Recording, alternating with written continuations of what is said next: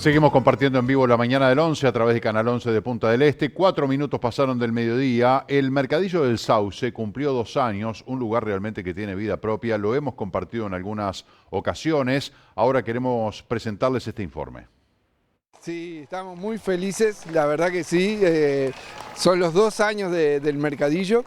Comenzó con plena pandemia, como una forma de encontrar una salida laboral y económica para los vecinos y la zona. Y acá estamos, 2 años después, es una belleza esto, ¿no? En pie. Bueno, fue difícil. Parecía fácil al principio cuando estaba todo cerrado. Y después permanecer 2 años y cuando se reactivó todo es complicado porque tenemos que competir con precios, con una oferta impresionante y con que la gente vuelve a consumir a pesar de que en la pandemia decían que había que apoyar al productor local, pero se reactiva todo y se olvidan un poquito, ¿no? Pero bueno, estamos acá además siempre apostando a la cultura. Del espacio cultural, que el año pasado en 2 meses lo hicimos y como decíamos en algo que enviamos a la prensa, el espacio cultural no solamente busca lo que hoy está haciendo como un lugar donde congregar personas, donde intercambio de saberes, sino también era como una forma de marcarle un perfil al balneario con un tipo de construcción que fuera amigable con el medio ambiente, bioconstrucción, tratamiento de las aguas residuales. Nos parecía que todo era un paquete, ¿no? O sea, es un perfil que pretendemos que del cuidado del lugar donde estamos, ¿no? De que haya un desarrollo sostenible, como lo solemos llamar. Sí, la verdad que es uno de los proyectos de que sigue vivo y cada día mejor, y hoy están festejando sus 2 años, entonces estamos acompañando a toda la gente que ha trabajado muchísimo para mantener este lugar, toda su gente que siga trabajando y que siga invitando a más vecinos a venir a conocerlos.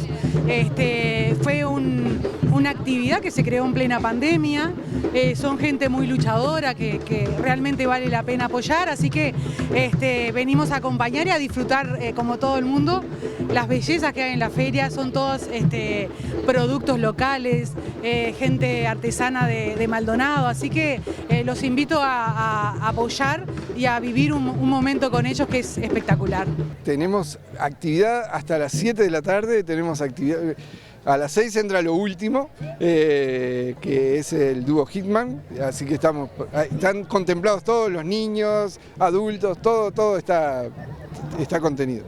Porque esto es lo que demuestra a los vecinos organizados. Teniendo el apoyo de las autoridades, esto nos impulsa a seguir, a que crezca, porque hay un montón de gente que también está sin trabajo y que puede apostar a vivir de forma independiente de lo que hace, lo que le gusta, que es lo que le hace feliz. Y el permanecer apoyando la cultura lo que hace es que lo tengamos vivo. Por ejemplo, como hoy, el encuentro de tambores, que es un clásico en el Mercadillo, porque también hay un taller de candombe por señas, percusión por señas en el espacio, y eso hace que la gente se interese, que vea que le damos para adelante. Sí, totalmente. Es lo que estamos haciendo en esta administración, de que todos los lugares que conocemos, los locales, puedan conocer el turista, porque es nuestra verdadera esencia. Y bueno, estamos trabajando en ello, y sí, que la gente de Maldonado o de otros departamentos se acerquen a Sauce de Portezuelo y conozcan este lugar y estos maravillosos productos y artesanos de nuestro lugar. Bueno, tenemos el Instagram, que el Instagram es Sauce de Portezuelo, @Sauce de Portezuelo, el Instagram del Mercadillo de Sauce, y en Facebook Asociación de Fomento y Turismo Sauce de Portezuelo. Ahí nos encuentran. Somos un grupo reducido, hay varias subcomisiones. En la del Mercadillo somos 9 y tenemos 46 puestos, y después en la comisión de Sauce somos un poquito más, pero siempre somos un grupo reducido, pero con muchas ganas, mucha voluntad. En lo profundo siempre tuvimos como una aspiración de apostar a lo cultural. O sea, el Mercadillo comenzó en una época plenamente difícil, y siempre la parte cultural, siempre un grupo artístico, siempre estaba considerado. Entonces, desde apoyar esa parte de la cultura, siempre nos tuvimos fe en que íbamos a despertar la necesidad de la zona, del lugar, como lo hace el Nido, ¿no? Que el Nido es otro ejemplo y fue capaz que quien nos inspiró a nuestro trabajo. Entonces, sí, nos teníamos fe. Sí, bueno, estamos recién saliendo, pero junto con el Ministerio de Turismo, junto con el gobierno departamental, trabajando para seguir incentivando el tema de la actividad turística todo el año, que es la idea de que no dependamos solamente de la temporada de verano, sino que el turismo llegue todo el año. Estamos saliendo, esta semana hubo el primer Congreso Internacional de Turismo en Punta del Este, donde se visualizó nuestro lugar en todo el mundo, y eso es importante. Estamos trayendo actividades público-privado, ¿no? Porque no se hace nada público-público. Entonces es una alianza entre público y público con el privado, y bueno, se están logrando estos eventos, esos congresos que desestacionaliza nuestro lugar, y bueno, que la gente gasta y puede seguir produciendo todo el año, ¿verdad? Porque realmente Maldonado vive solamente del turismo, entonces tenemos que poner énfasis en que nuestro trabajo no se pare en marzo y empecemos de vuelta en diciembre, sino que sigamos todo el año y podamos vivir tranquilos como nos merecemos. Es la idea, ¿no? Realmente desestacionalizar lo que es la temporada y que sea una línea un poco más horizontal y no con esas pendientes y aspectos descendentes, con esos picos que tenemos en temporada y esas depresiones del invierno. La idea es emparejar un poco más esa línea. Muy lindo el paseo del Mercadillo del Sauce de Portezuelo, se lo recomendamos si aún no lo conocen. Vamos ahora a recibir a nuestro próximo invitado. Se trata del director académico del Campus Punta del Este de la Universidad Católica del Uruguay, Omar Venerio. Bienvenido a nuestro programa. ¿Cómo estás, Omar? Buen día, ¿qué tal para todos? Bueno, un gusto como siempre estar acá en tu programa, que nos invites y poder acercarnos a la audiencia y contarte qué está pasando en el mundo académico, que cada vez también es más profesional y tiene esos lazos cada vez más fuertes. Así que muchas gracias por la convocatoria. Un placer recibirlos aquí como siempre. Y bueno, cuando me pusieron uno de los temas para abordar hoy, digo, qué interesante hablar con Omar del derrumbe de las bolsas en el 2022. Sí. ¿Por dónde podemos, hablamos del derrumbe de bolsas, en función de qué y, bueno, qué podemos explicarle a la gente? Sí, yo justamente para la UQ Business de Montevideo, que es nuestra escuela de negocios, hacia final del año pasado había escrito una nota ya alertando un poco que los niveles en bolsa estaban muy sobrevalorados, el precio de las acciones estaban muy por arriba y de alguna forma, no sé si recomendaba, pero yo ya estaba visualizando de que había que empezar a apostar hacia la baja de los mercados. La nota más o menos es de fines de agosto. Y la bolsa en septiembre y en octubre y en noviembre siguió creciendo y llegó el punto que dije, ¿qué escribí? Porque yo estaba como que vaticinando otra cosa, ¿no? Bueno, ahí cerró el año, pero ya a partir de los primeros días de enero hasta el día de hoy, el derrumbe es bastante fuerte. En general hablas de todos los índices. De todos los índices. Todos los índices exacto. bursátiles que se manejan en la bolsa. Sí, exacto. Algunos caen mucho más fuertes que otros. Por ejemplo, el Nasdaq, que es el tecnológico, el que traquea las empresas de tecnología, ese está cayendo mucho más que, por ejemplo, el Standard & Poor's 500. El Standard & Poor's 500 es un índice que traquea, que acompaña la evolución de las 500 empresas de mayor capitalización en bolsa. Cualquier empresa que nosotros conozcamos, que andan acá por la vuelta, americana o internacional o multinacional, seguro que está en ese índice del Standard & Poor's 500. Y sí, viene cayendo en forma sostenida. En lo que va del año es muy difícil encontrar un portfolio manager, alguien que se dedica a armar portafolios, que tenga portafolios ganadores. Si dicen la verdad, seguramente todos los portafolios están con un rojo grande porque es un riesgo sistémico, ya es un riesgo de mercado, o sea, todo está cayendo. Y cuando cae todo, por más que uno esté diversificado, en alguna de tus inversiones seguramente te esté pegando esta caída que está teniendo las bolsas. Vos hablabas sí, decime. ¿Por qué estaba el año pasado tan sobrevalorado? Pues no nos olvidemos que en Estados Unidos tienen otra cultura que nosotros.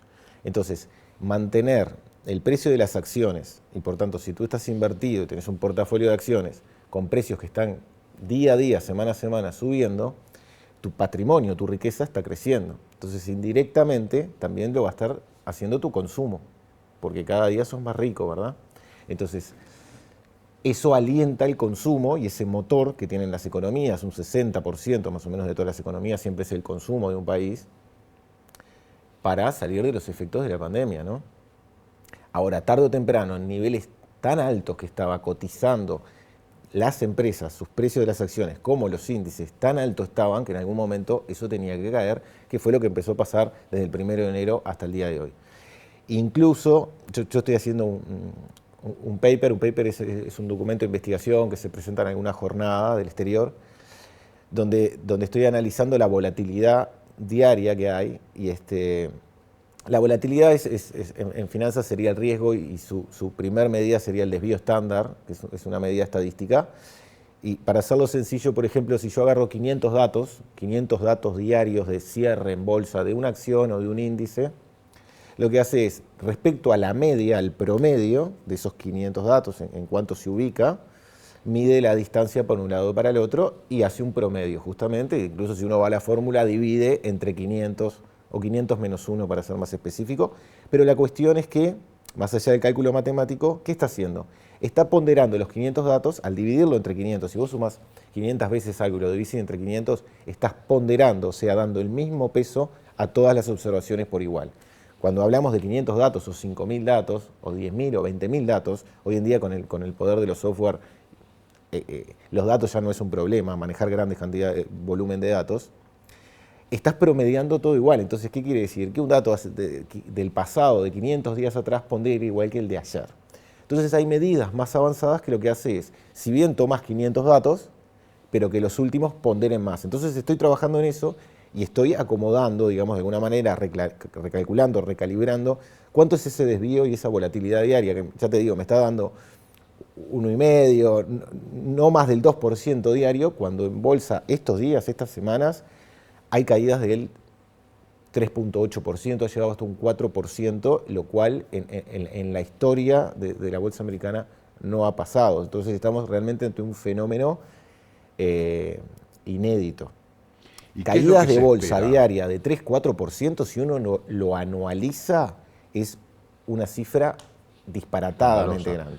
Omar, ¿y qué se visualiza? Porque esto, evidentemente, lo que pasa en las bolsas, que son fluctuantes de acuerdo a los influjos de lo que pasa en un mundo tan globalizado, tan dinámico y tan cambiante, una declaración de un pope de las finanzas derrumba las bolsas o las dispara al infinito, ¿no? Sí. ¿Qué es de esperar? Porque estamos en un mundo convulsionado, no estoy diciendo nada nuevo, pero con nuevos elementos, ¿no? ¿Qué vaticinas vos? Bueno, ahora yo te digo el gurú bursátil de la Católica. Yo lo que te digo es lo que pienso. Yo lo que creo es que... Andás con la mochila de la UCU Business School. Ahora te cuento. Por lo tanto, esa mochila tiene mucho. Tiene mucho que contar.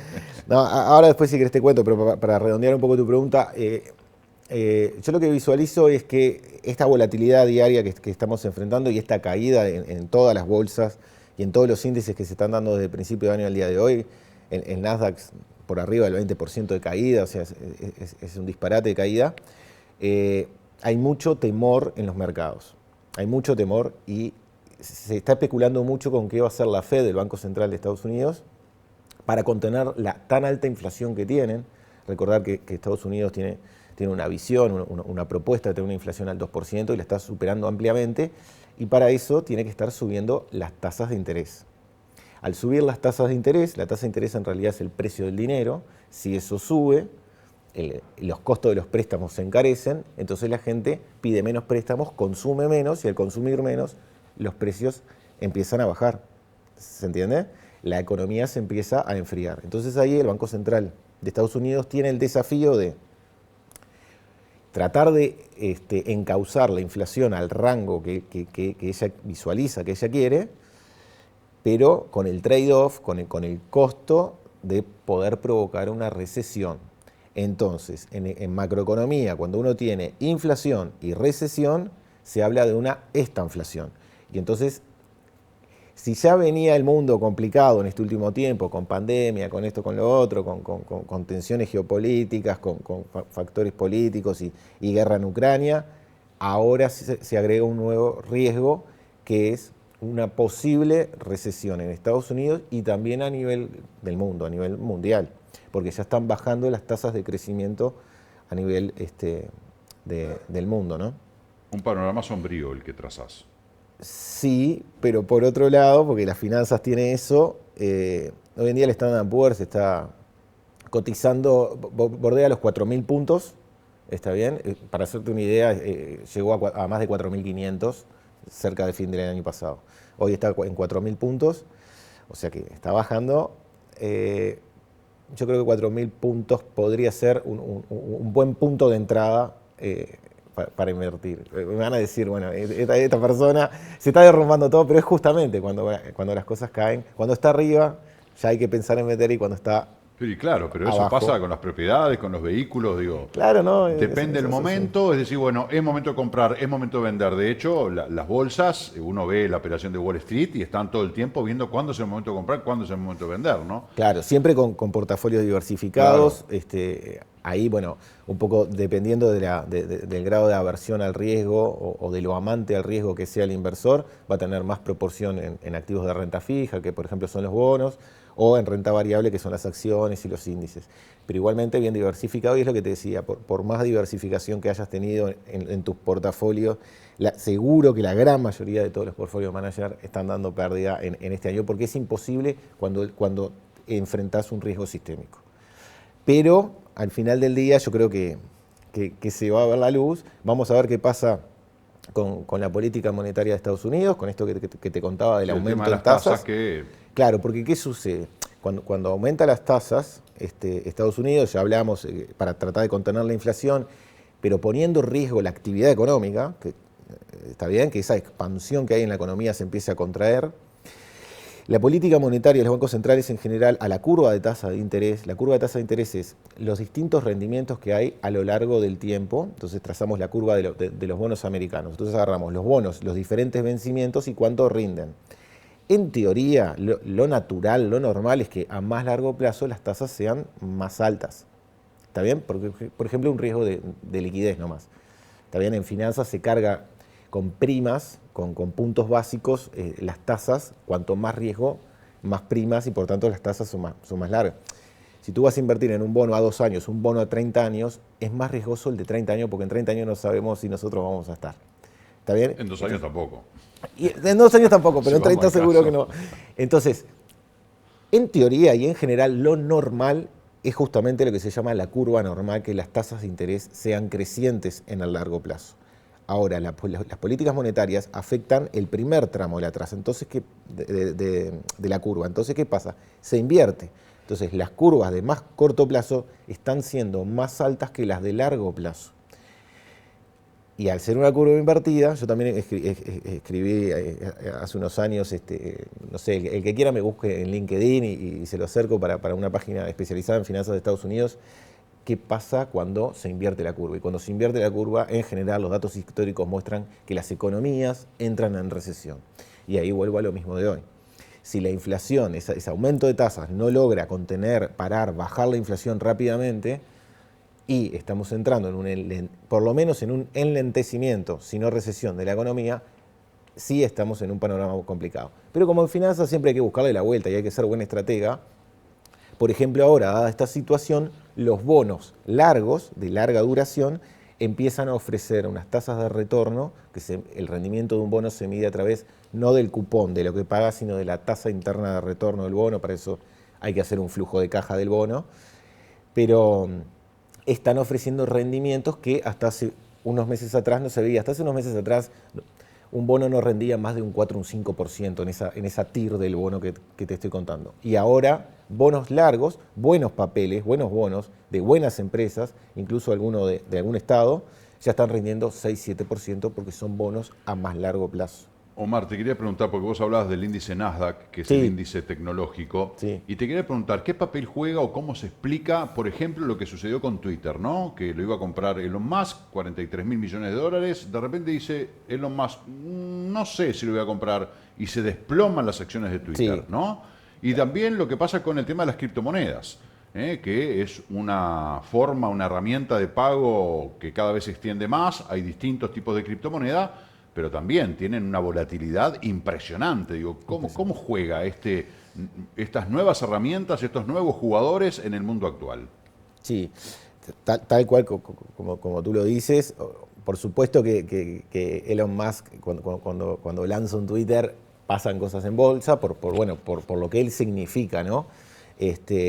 Son volatilidades diarias. Yo creo que lo más recomendable, si es que uno no quiere posicionarse en Twitter, en Facebook, en Yahoo, es comprar un índice de todo el sector tecnológico, que además fue igualmente en estos meses del 2022, el sector tecnológico es de los más golpeados, a diferencia del sector salud. El sector salud es uno de los ganadores que si es que los hay en este 22. Entonces, siempre comprando índices, uno diversifica y no toma posición exactamente en una empresa que de repente una personalidad de este calibre dice algo y de repente te derrumba tu inversión.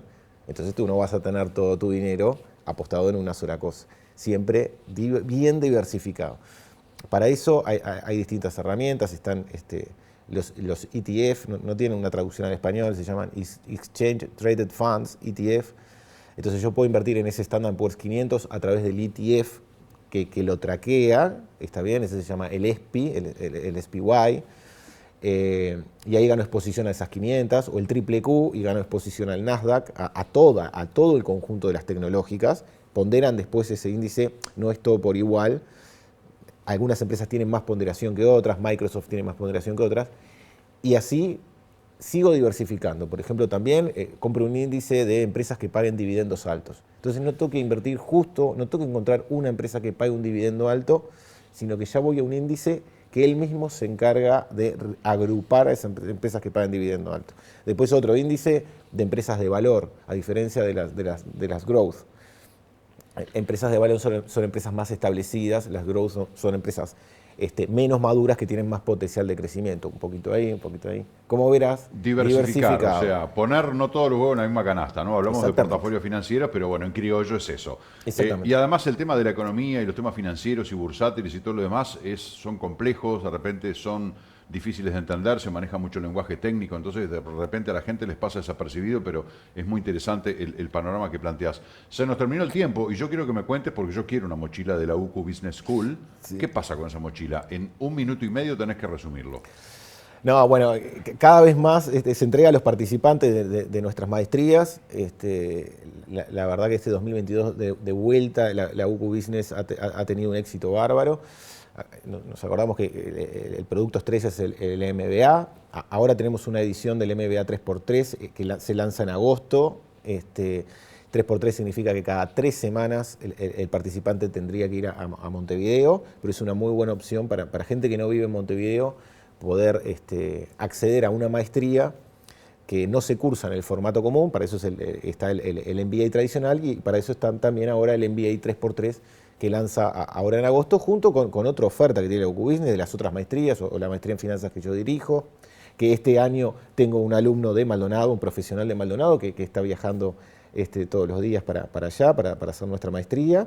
Y después la UCU Business también tiene otros cursos. Está el PDD, que es un programa directivo, está un nuevo programa de liderazgo transformador a cargo de Santiago Mercant, que es el vicerrector de la UCU, algo así como...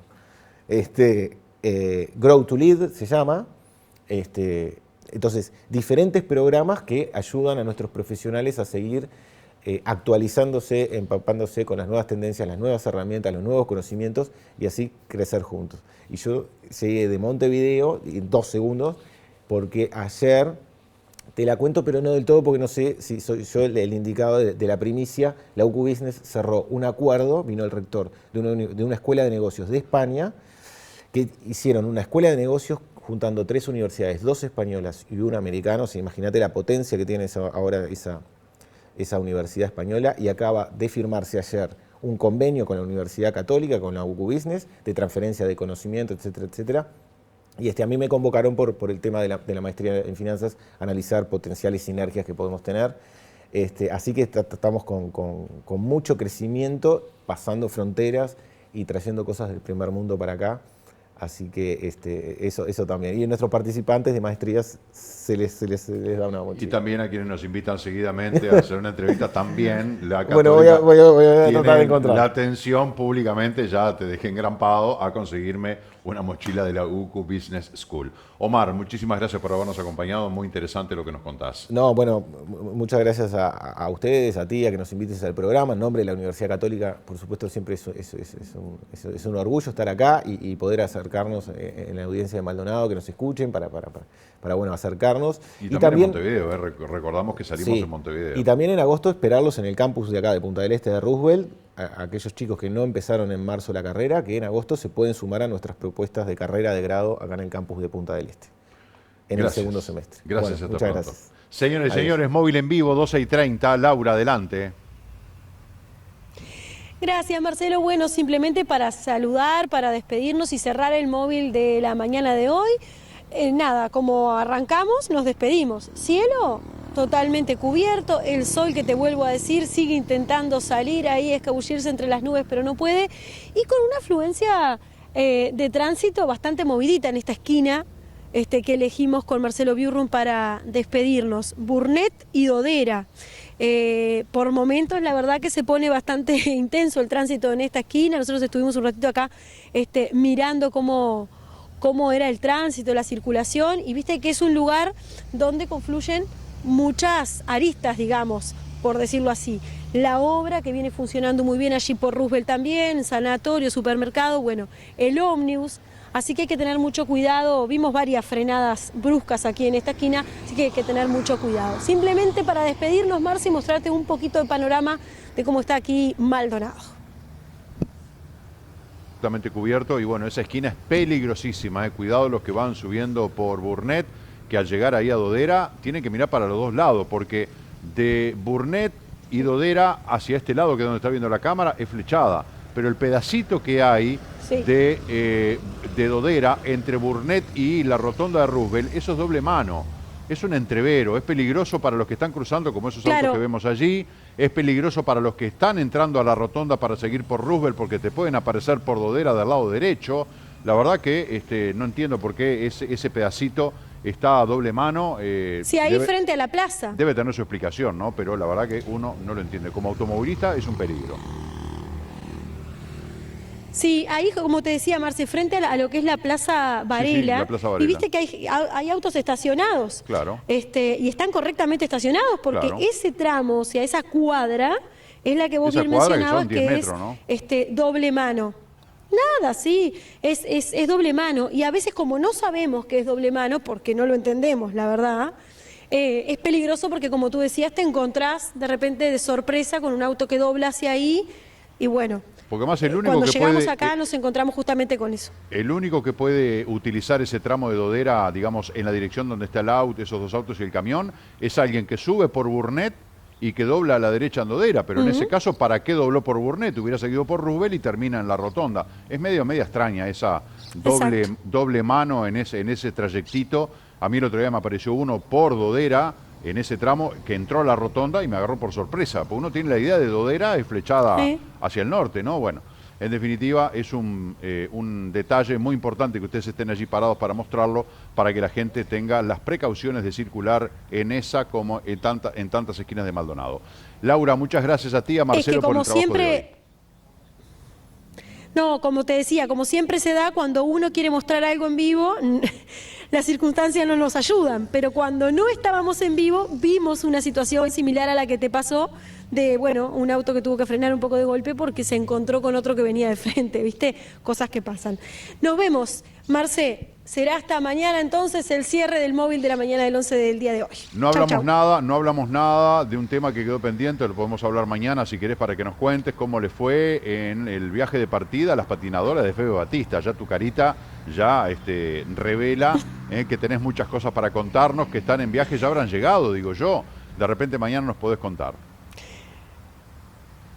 No, Marce, no llegaron todavía, por eso estamos así, comiéndonos las uñas. Tuvieron un pequeño percance en el camino, nada importante, pincharon, no es nada grave, tuvieron que demorarse unos minutos más. Entonces los que quedamos por acá, que no viajamos a San Juan, ya no tenemos uñas. Estamos así desde ayer. Me imagino. Pero la verdad que un viaje precioso. Bueno, Un mañana viaje nos das precioso. algún detalle más, Laurita. Muchas gracias por tu trabajo en el móvil de hoy, gracias a Marcelo también. Nosotros cerramos el trabajo de nuestros compañeros a las 12:34, hacemos una pausa y volvemos para cerrar la mañana.